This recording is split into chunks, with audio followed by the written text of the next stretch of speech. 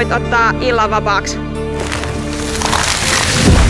Mä haluan säästää sen luonnon, mikä meillä on, koska se on mulle rakas.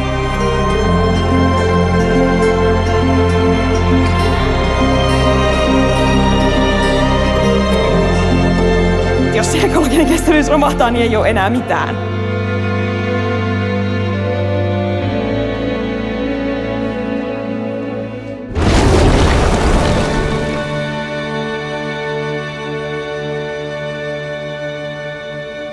Älä ota liian suuria huolia, joita ei pysty vaikuttaa.